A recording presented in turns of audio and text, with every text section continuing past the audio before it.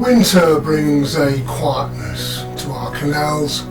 Days go by without many human sounds intruding, especially after an icy snap. So, after more than 3 years away from the water, when for nearly 2 decades the canals were our only home, it was compelling to return to a canal we knew well, the Shropshire Union, to go to taste the chill realities of the waterways in winter.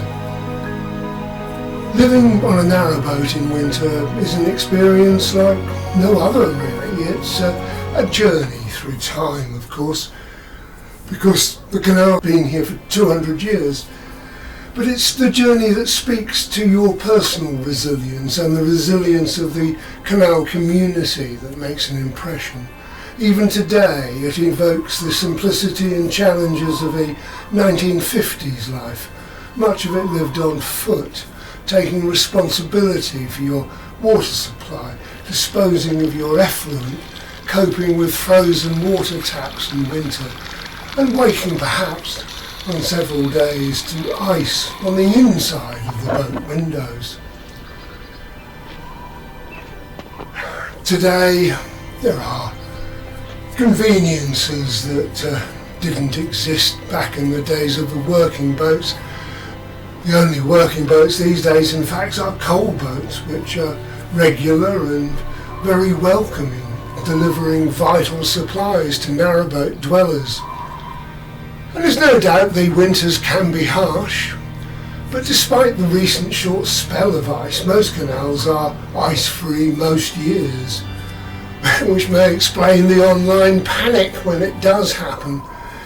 Boaters worried about moving boats, breaking the ice and the damage it might cause to moored vessels.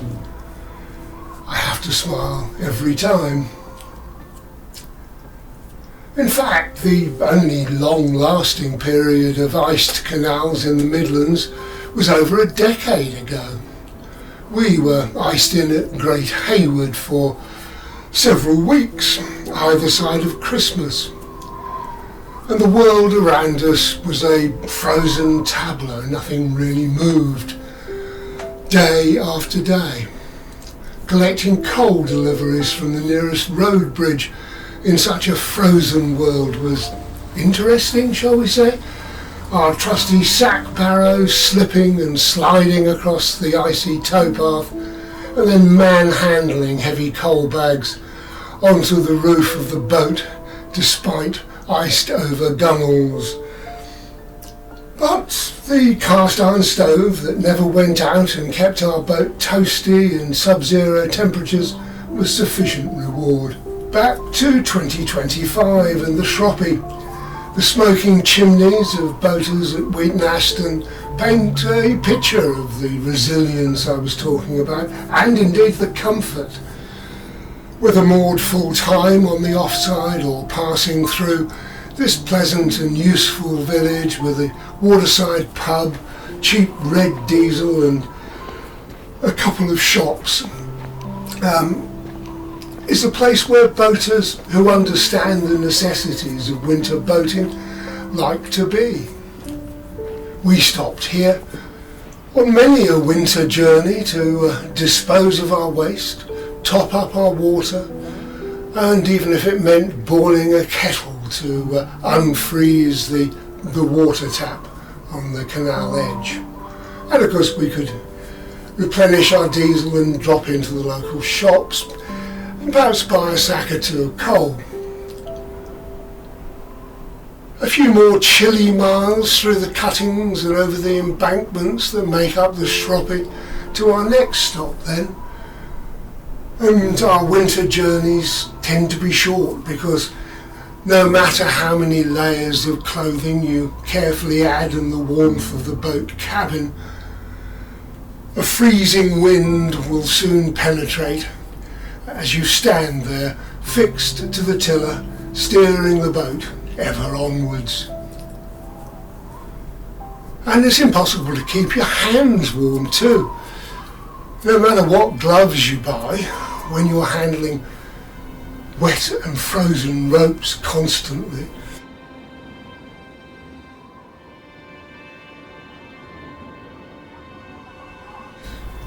And we'd run on perhaps to Nosal, popular among boaters because there's a regular bus service that allows us to top up with the more esoteric items not found in village supermarkets in the towns of Stafford and Telford. Even today, as our car takes us across the canal, we check to see how many boaters are tied up here between the two pubs and beneath the shelter of a line of trees.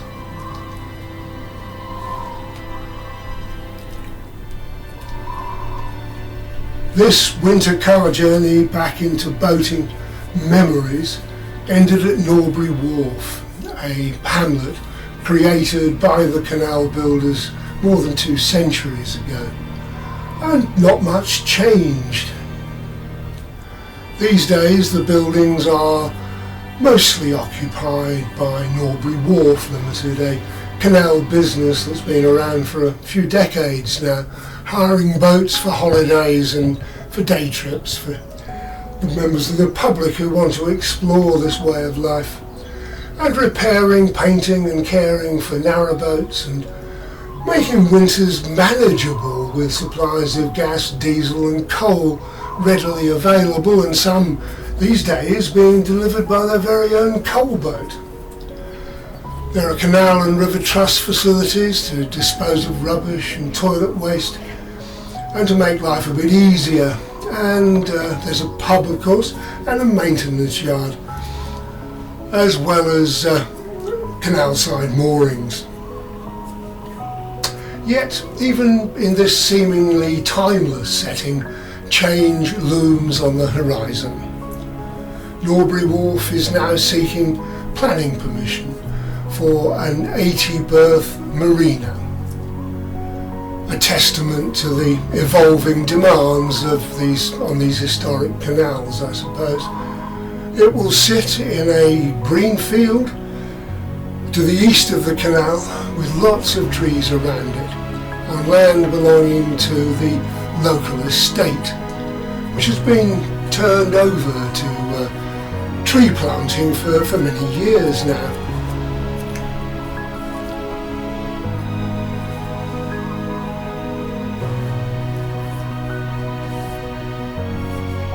But of course today the British canals face new challenges, even more than when we were living on them. Withdrawal of government funding and the increasing damage due to climate change and extreme weather pose significant risks and threats.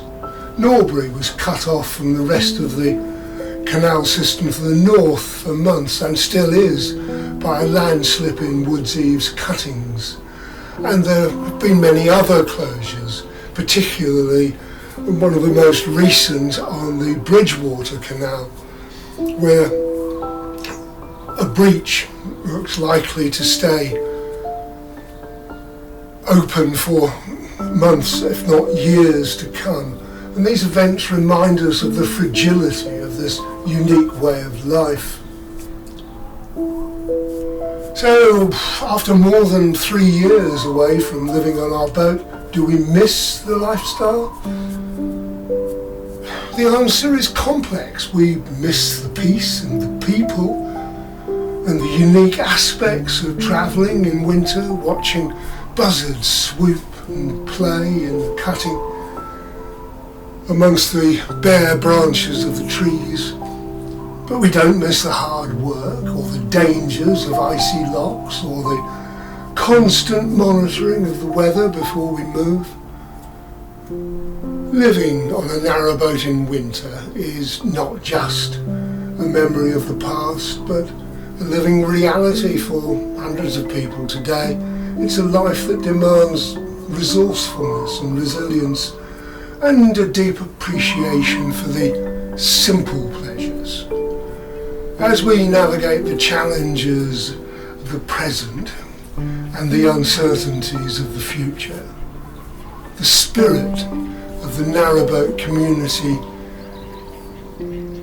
endures, we hope, a testament to the allure of this unique way of life.